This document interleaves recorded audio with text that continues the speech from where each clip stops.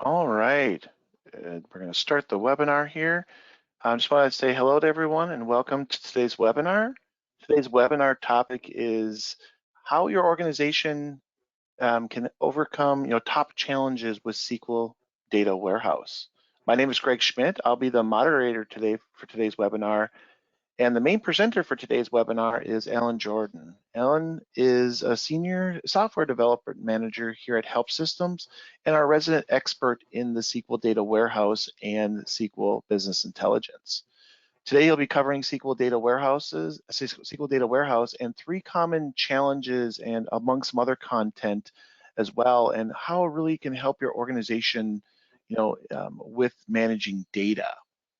There's going to be a lot of great content that we're going to be going over today. If we do run over our 45-minute planned window today and you have to drop off, you will be getting a link after the webinar to the recording so you can catch up where you left off when you jumped off.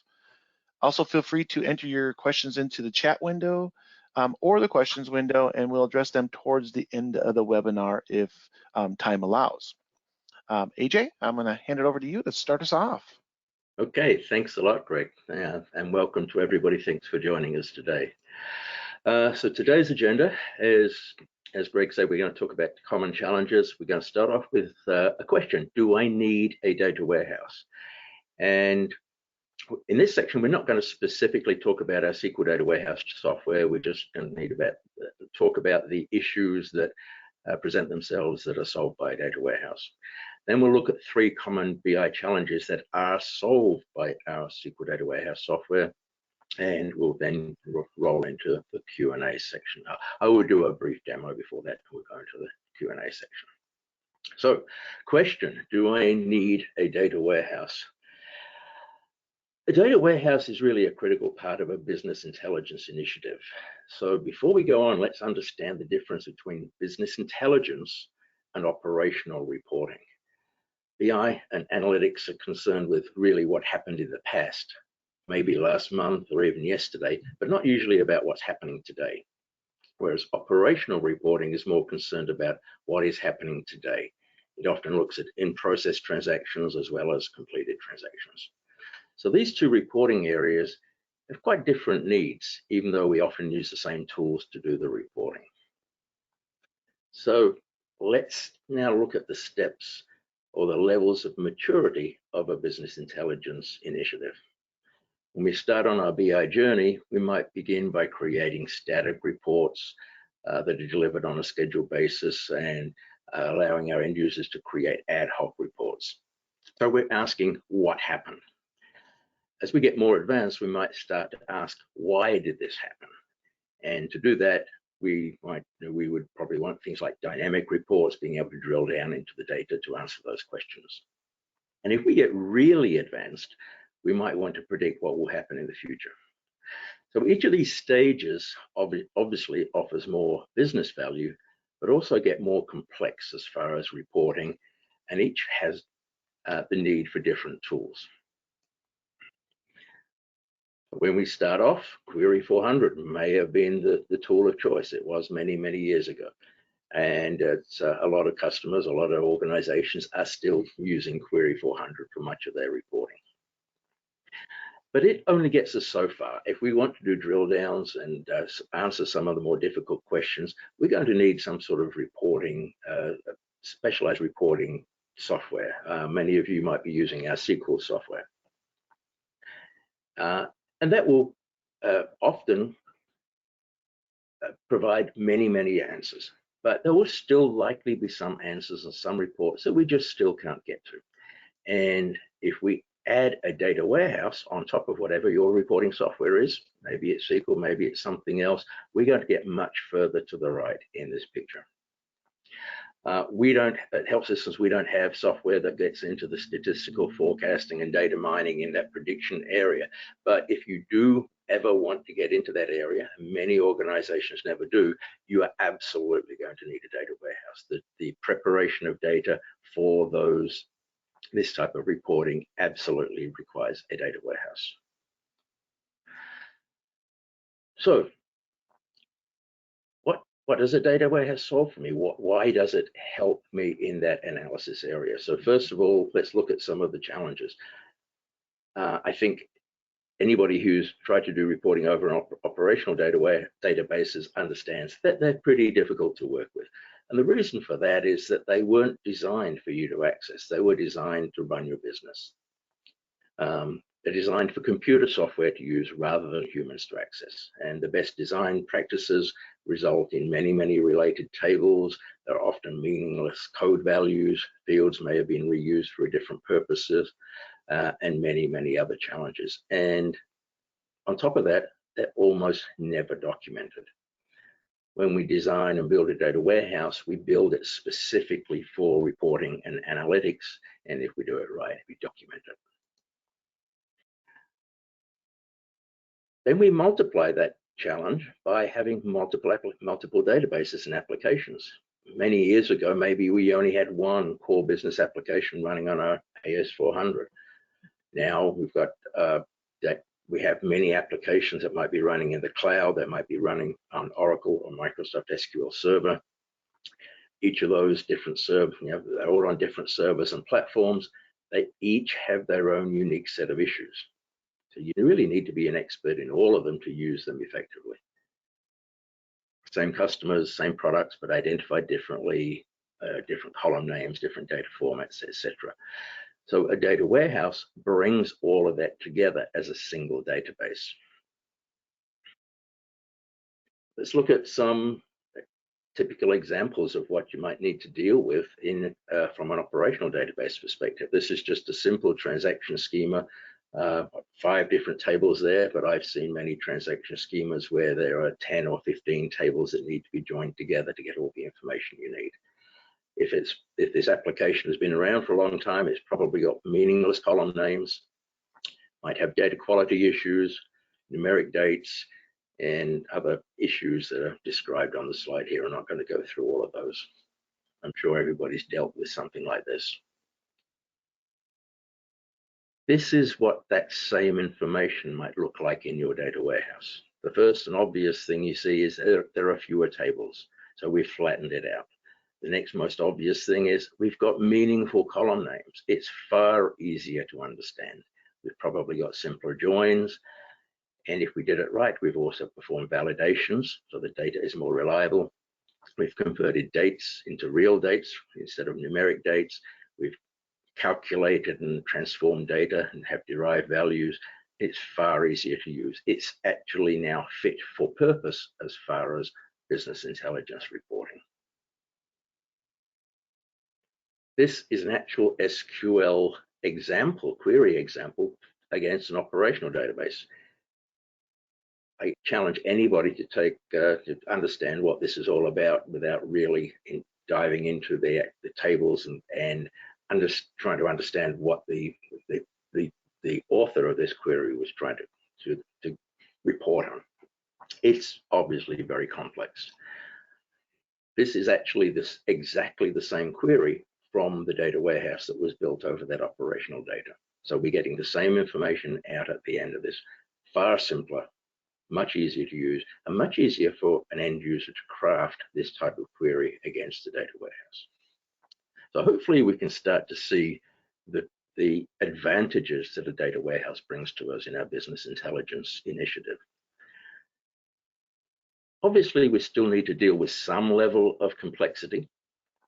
So the data warehouse team will need to build the data warehouse, but it's just a small team of skilled individuals that have the knowledge of the operational systems and can perform the extract, transform, and load to build the data warehouse tables. But our broader business community is shielded from all the complexity. They're empowered, they're far more productive, and of course, all this leads to being much greater value to the business. So going back to our question, do I need a data warehouse? I think the simple answer might be, how successful do you want to be? How far to the right on this chart do you want to get to? Okay, so let's move into the SQL Data Warehouse software. So this is this is going to be the main focus of the rest of the webinar. So what is SQL Data Warehouse? First of all, it's a data management tool to define and build and manage the data warehouse. So it makes it easy for you to build the tables and the indexes and everything else that comprises the data warehouse. A core component of this is extract, transform, and load, or ETL. This is the process that loads the data from your operational systems into the data warehouse. And a key differentiating factor from many other approaches is we have a metadata repository that drives everything that you do in the product. Metadata is the documentation that describes the data warehouse environment. Without that documentation, you will not be as successful.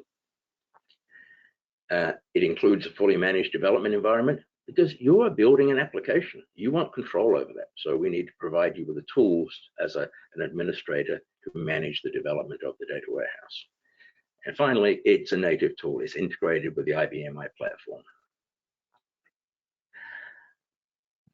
We have support for any number of installations, so you can create environments, multiple environments, maybe on the same or different IBM i servers, and they can be used for development, for testing, for production, of course, and maybe even for training. Each one of those is self-contained, and of course, you can promote or transfer definitions from one environment to another. All of the processing runs on your IBM i server, so it does all the heavy lifting. We do use a PC client, but none of the data, other than the metadata, none of the data runs on the PC.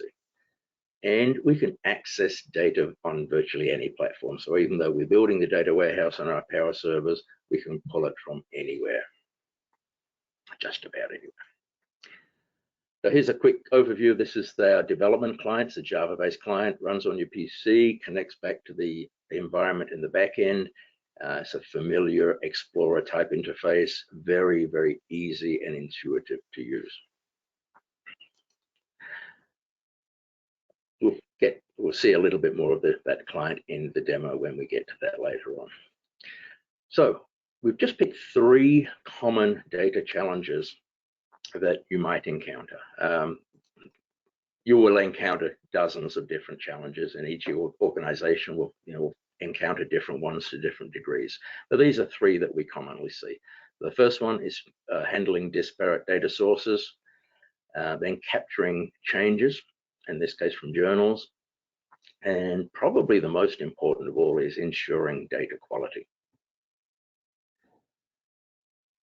So if we look at the challenge of disparate data sources, as I mentioned on an earlier slide, data today is everywhere.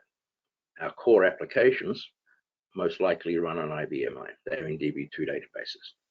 But we've probably also got some data in a Microsoft SQL Server, data in the cloud, maybe in your Salesforce CRM application, some Oracle databases, and there's MySQL and several others similar.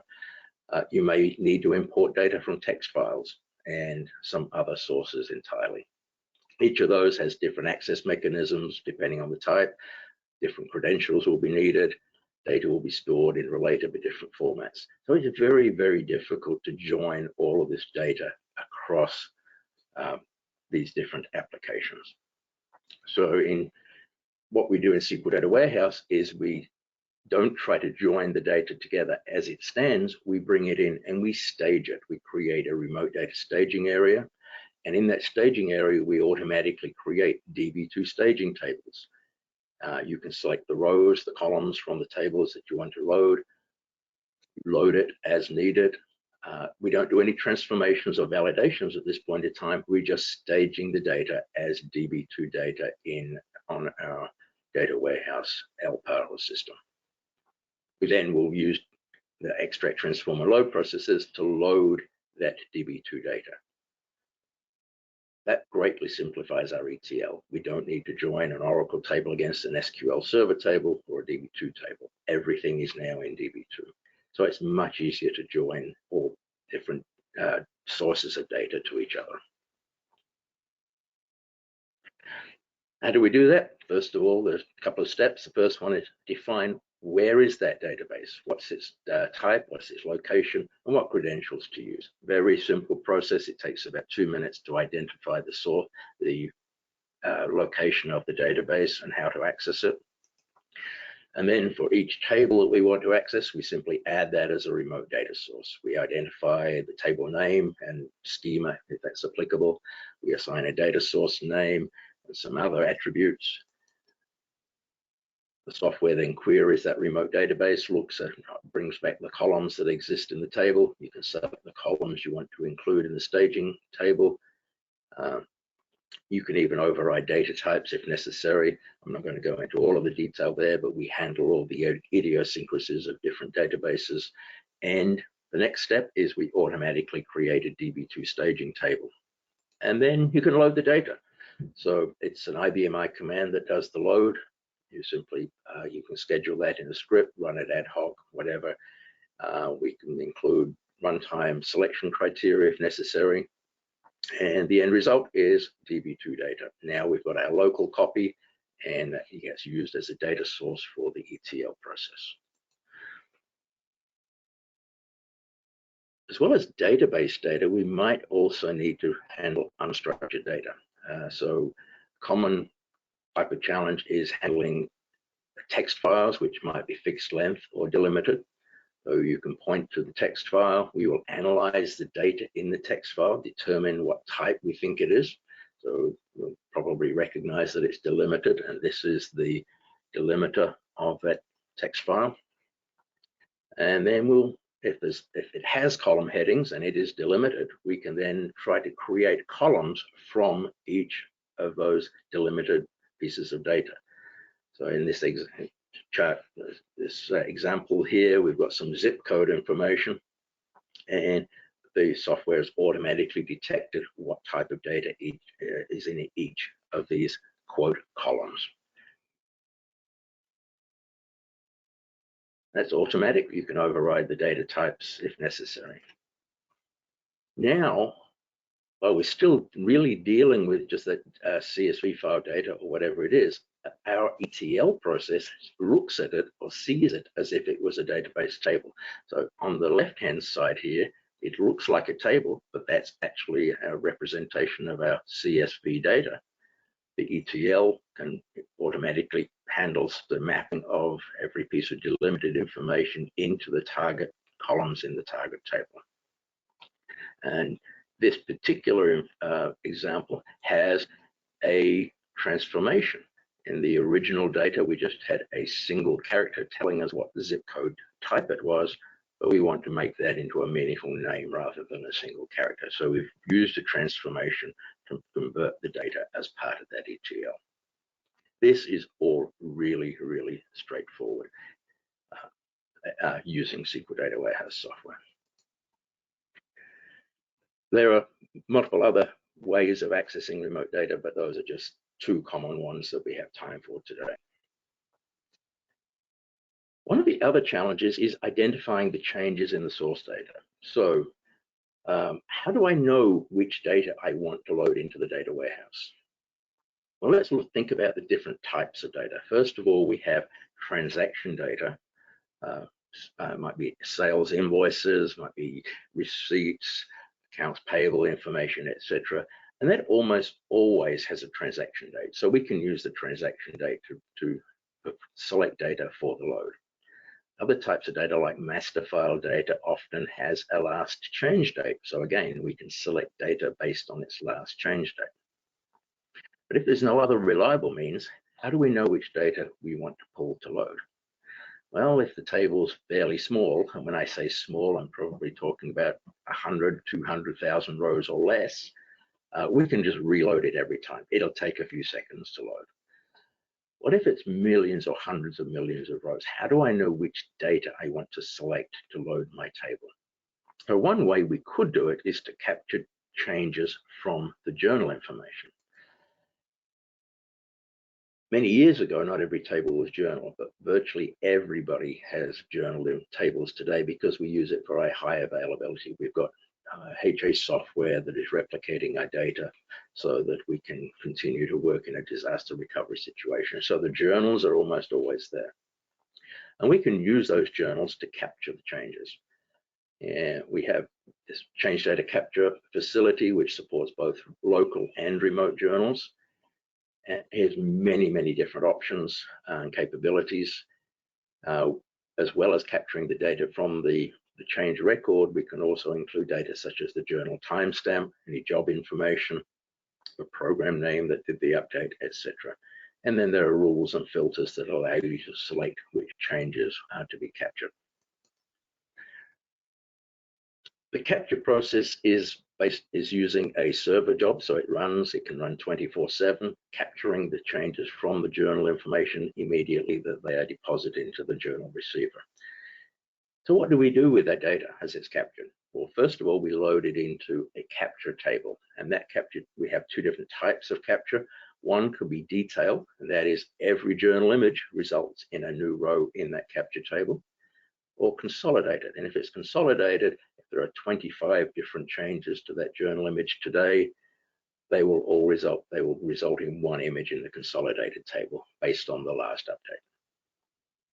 So we're capturing this data 24/7, and at some point in time, we'll decide, okay, I've finished capture for today. I want to use the data we have captured during this time period. And that time period might be 1 hour, 1 day, typically not longer than a day though. So we do an apply. So the apply process takes the captured data into a separate, now static table, and the capture process will then continue capturing data into a new version of the capture table. And that this apply data could then be used as the source data for an ETL process. So it may be at 10 p.m. every night, I will do my apply, and now I've got today's data captured from the journals. We also support real-time ETL. One of the options we have is to direct the data not to the capture table, but also to direct it directly to an ETL process, which can load a data warehouse table or more than one table. So this allows us to support real-time ETL to load into the data warehouse. This is it's not common to do real-time ETL. If we are really doing business intelligence, we're doing analytics over historical data. We care about what happened yesterday, not what is happening today. But we have this capability of doing real time to support operational reporting. So let's just look at the use cases for change data capture. It's a pre-process for the ETL load of the data warehouse when there is no other means of selecting the required data. It allows real-time ETL, so it allows us to use parts of the data warehouse for operational reporting. The one interesting one that we have found recently, a number of our customers are using change data capture for forensics. There's something unusual happening in our data. Unexpected changes are happening. Now that might be a program bug, so you might want to trace, which program is incorrectly updating a record, for example. It might be based on user error. It could even be fraudulent or unapproved changes. Somebody's using DFU or SQL to change the data. Who did it? When did they do it? And with change data capture, being able to include in the captured record, we can include the job name, the job user, the job number, and the program name. We can understand where those unexpected changes are coming from.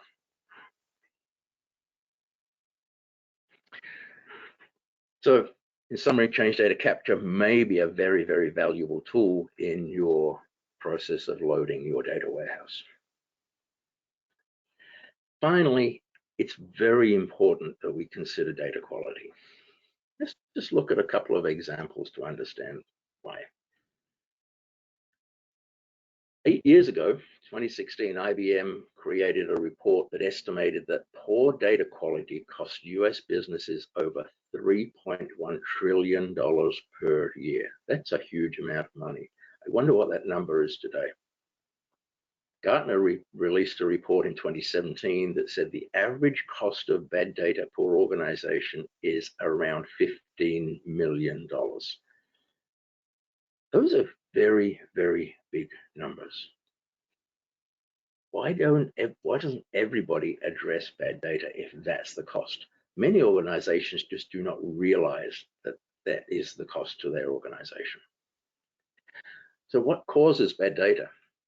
It could be just missing values. So something which wasn't entered into a field, but then that field is used for a join or for some other important purpose. A keying error, so data entry was incorrect, maybe a software bug. Maybe the data was originally correct 5 years ago, but now it's out of date. The rules might have changed over time. Maybe you converted from one business application to another and converted all of the history, but you didn't get it 100% right. But many causes of bad data. And unfortunately, many of those causes lead to incorrect reporting and to bad decisions. If you want to sit back and enjoy some entertainment sometime, just Google bad data horror stories. You'll be surprised at all the sorts of things that have happened to organizations over the years. And maybe you've got your own bad data horror story that's happened in your own organization. I've got 2 or 3 examples here. The first one happened in 2005, Valparaiso, Indiana, small town. This little house here was originally valued at $122,000 at the time, but somebody changed its property value in their property tax database to $400 million. Nobody could ever understand how it happened. It just did. The $8 million property tax bill revenue, or expected revenue, was included in the county budget before that error was discovered. Of course, then the county budget was divided up between all the departments and organizations in the county. Of course, they didn't collect it, and as a result, the school district had to return $2.7 million from the budget that they had already spent. And that resulted in all extracurricular activities and sports being cancelled for the year. Do you think those kids and parents were upset? One bad data value had that far-reaching effect. This one I was personally involved in. Back in the early 2000s, we were implementing SQL Data Warehouse at one of our customers in the UK. They were a large commercial leasing organization. When the data warehouse team finished loading it, they asked the operations team to verify the numbers, and the ops team said, nope, your numbers are wrong. They're 20 million pounds, UK pounds, too low. So they went back and rechecked, couldn't find the error. After an investigation, what they did find is that the reports from the leasing application were wrong. They'd been wrong for years, and there was one particular way of disposing of assets off lease that never took them off their balance sheet. So for years, the value of leased assets on their balance sheet had been inflated by millions of pounds, growing every year. This is financial reporting was incorrect, and the data warehouse discovered it. That's a huge win for the data warehouse, or was a huge win for the data warehouse team at that organization. This one is either funny or tragic, depending on which way you look at it. So customer service reps at a large financial institution call center use the salutation or title field in the call center application to make notes on customers. It was the only thing that they had, that the way they could put a note in about a customer to each other. And as you can see, some of the updates were maybe inappropriate. And that was fine, because only the people in the call center saw this. So next time you had to call somebody called Adam Jones, they had a heads up about what to expect. But look what happened when they started using that database to send out direct mail. Oops. So when we load our data warehouse, we have or at least validate, maybe correct any bad data. Sometimes we can correct it in the ETL process by making a best guess, or correcting it by some other means. But if it's not corrected, we want to reject it, and we place it in an error recovery table, and that's created automatically in the ETL process. And we also write a log record saying what was the reason for that error. So in our ETL, we've got source data being processed, good data gets loaded into the data warehouse table, bad data gets staged, and we create an error log to tell you why we rejected it. And then you can action it. Often that the errors might be automatically detected. There might be a failed join. If you're just doing an SQL join in a query, the query won't tell you if it failed to join some data that you expected to get in the result set. We will tell you that in the ETL. If you have numeric dates that need to be converted into real dates and the number is invalid, maybe all zeros or all nines or February 30th, we'll automatically reject it and tell you about it. Invalid data manipulation. Maybe you're using character data and expecting it to be numeric. I'm doing calculations on it as if it was numeric. That will fail. It will automatically reject the data. But then we also support your own rules. Reject if this condition is true, or correct or manipulate if this condition is true. Okay, so those are our three common challenges. Disparate data, identifying the data to be loaded, and handling bad data. I'm going to go into a demonstration now, and we're going to look at how we handle that data. I'm going to use a customer contact database very similar to our last bad data example. So this is our development client. I have three different applications or three different environments here that I am authorized to. There may be others that I'm not authorized to, but in this case, I'm going to work in my development environment. So lots of stuff here in my tree. I don't have time today to go into all of the capabilities that we have here. If anybody is interested, please contact us and we can give you a full demonstration of all of the features of the software. But for now, I'm going to focus on three different ETL or extract processes regarding contact information. So the first one is loading from our customer contact information into our contacts table in the data warehouse without any validation. So I'm going to run this. There's not a lot of data here, it's just a few hundred rows, so by now it should be finished, so I can hit my sample button and just look at the data that was just loaded into that table. Okay, I can see that there's some inappropriate values in my salutation field. So obviously I want to handle that and not load that into my data warehouse. Some other issues I might see is I've got a record here without a zip code. If I want to use this for mailing, I need a zip code.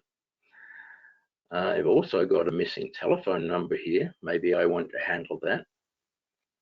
Oh, and look here, I've got an email address that is not in a valid format. So it's missing the .com or whatever at the end. So there's no way that I can use that email.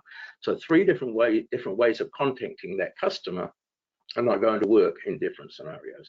And of course, I don't want to send any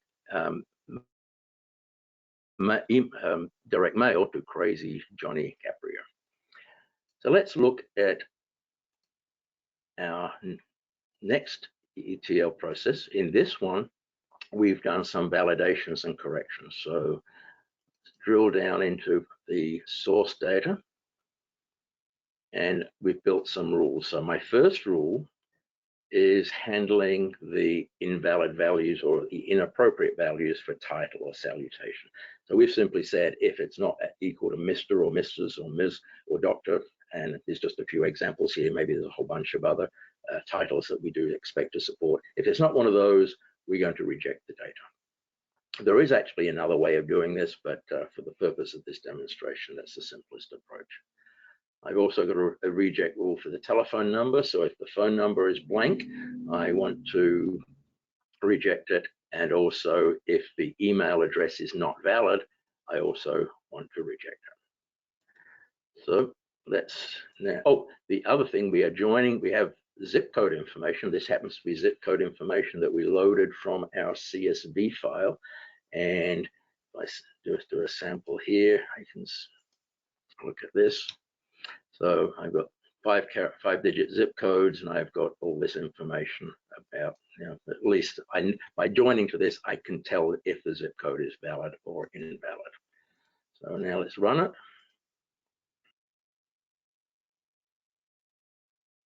Game shouldn't take long, so I should be able to hit the sample button here now. Okay, so now looking at our data, we don't have any of those inappropriate values for salutation. So we know we've rejected based on that. So let's now close this and go back. Oops, here. Okay, this is our error suspense table. So we got this number 40 here is telling us that there were 40 rows rejected when we ran this.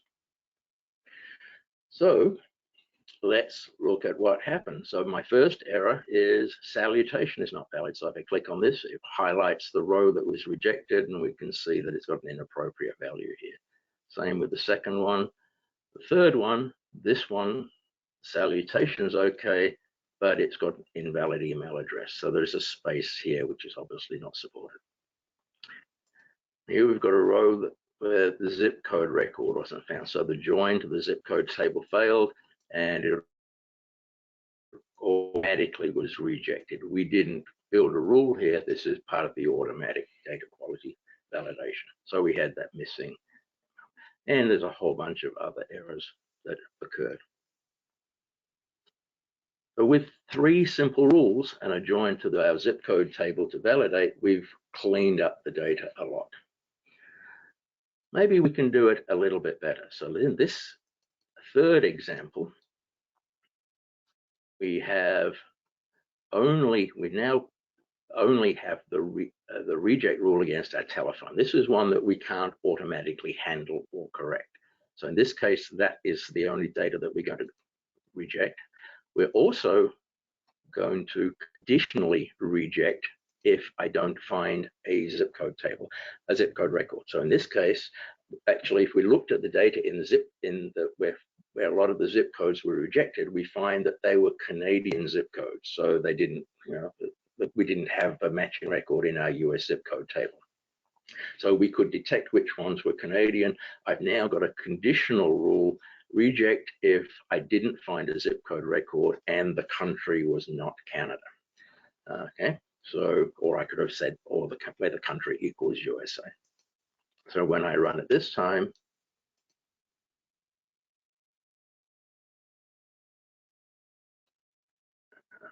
sample. Okay. Oh, the other one thing I didn't mention is that we just, instead of rejecting for those invalid salutations, we just said just blank it out. Just don't load those invalid values. So here, the ones that were invalid, I now don't have that salutation. That's not important.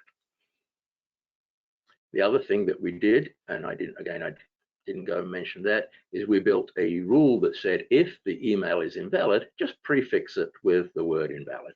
So now I could maybe run a query, a report to say, show me all the customer contacts that have an invalid email, and maybe somebody in the accounts team could follow up with that and correct that data.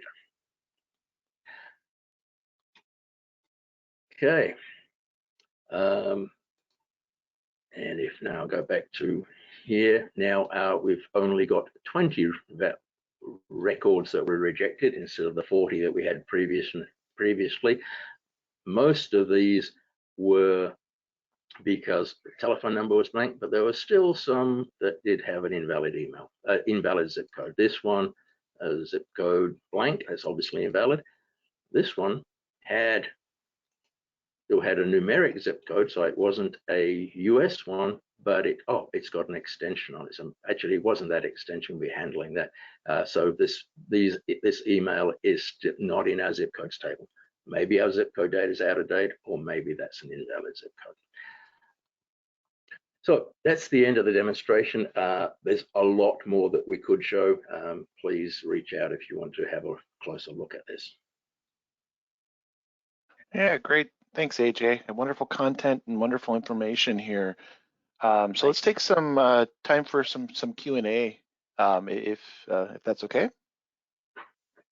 Let me dig through some of the, let me just look at some of the questions here that are coming in. Some of these came in over the time before you went over some of the slides too, I was noticing, but it's nice to rehash some of that information too for some of the people on here. But how technical, first question here is, how technical does someone need to be able to use the application? Do they need to be at a programmer level, or what level do they need to be at? That's a good question. So if you think back to that really complex SQL example that I showed earlier, you have to be pretty technical to be able to craft an SQL query that looks like that. So maybe you're not a programmer, but you need to be skilled in SQL. If you have that level of skill, you are almost certainly you will be successful using SQL Data Warehouse. You do not need to be a programmer. Probably most important is you need to understand the database. Most challenges you will face are in the transformation, understanding what issues there are with the source data, and understanding that all of those issues that are associated with it. But certainly it does help to have some logic skills to be able to build things like if, else logic, be able to understand concepts of SQL, etc. But no, Perfect. you do not need to be a programmer. If you are maxing out your capabilities with, say, SQL or whatever front-end tool you're using, I'm sure there are 2 or 3 people in the organization that are pretty skilled and end up doing all the work. Those are the ones that will be ideal to bring onto the data warehouse team. Okay, great, thank you. Another one here, another good one. Where can I run, I think you covered this as well, but where can I run the SQL Data Warehouse?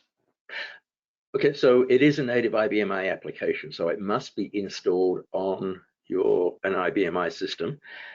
You can run it on the same LPAR as your operational system if you wish. A lot of our customers, especially in the financial institution area, will choose to put it on its own separate LPAR. That helps with security. So you're allowing people access to this database that they no longer need to access the operational system. But essentially, it runs on an IBMI, but as we mentioned before, it can access data from virtually any other database. Perfect. Yeah, that sort of goes along with the next question here too, is like what data sources can be connected to SQL Data Warehouse? Yep. So I just do have one more chart here that sort of answers partly. This is not a full list of the data sources, but we Microsoft, Oracle, MySQL, Postgres, MariaDB. There's half a dozen probably other data commonly used or less commonly used databases that we have worked with other customers.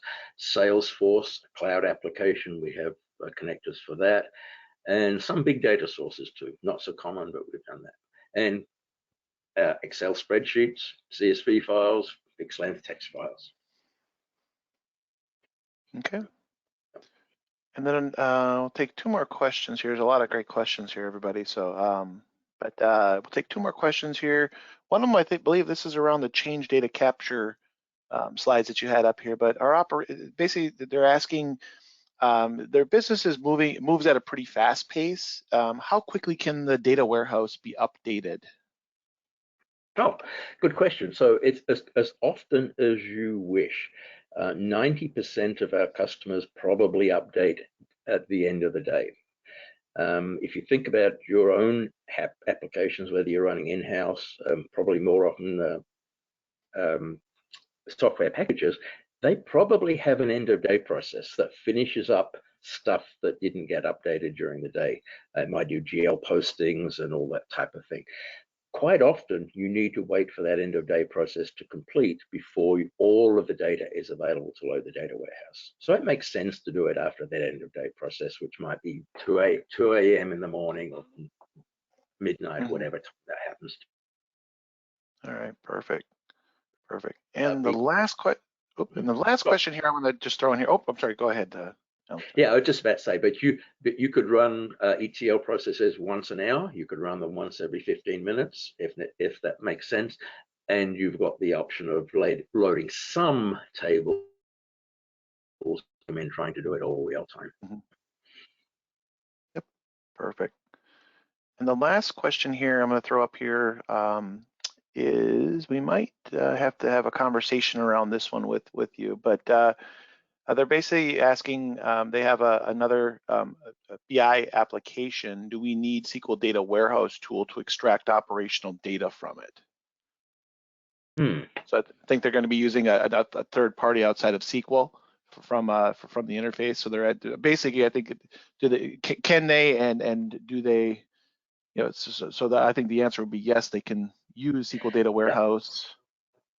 Yeah, I'd say qualified, yes. We need to dig a little bit deeper into the question. I'm not sure we fully get the context of the question at this point, but yeah, let's follow up afterwards, yes. Okay, perfect. All right, yeah, still a lot of great questions, and then we're right at the time, so this is actually perfect as we went through it, some wonderful content today.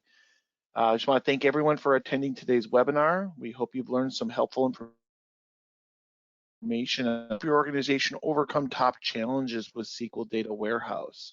If you have any additional questions, feel free to reach out to the sales team here at HelpSystems on the BI on the SQL Business Intelligence side. And we'd be happy to schedule a free consultation, demo, live one-on-one, whatever we need to, even some different things that we can do there to be able to help. You'll also receive a recording link after the webinar that you can share with anyone in your organization that might not have been able to attend today's session.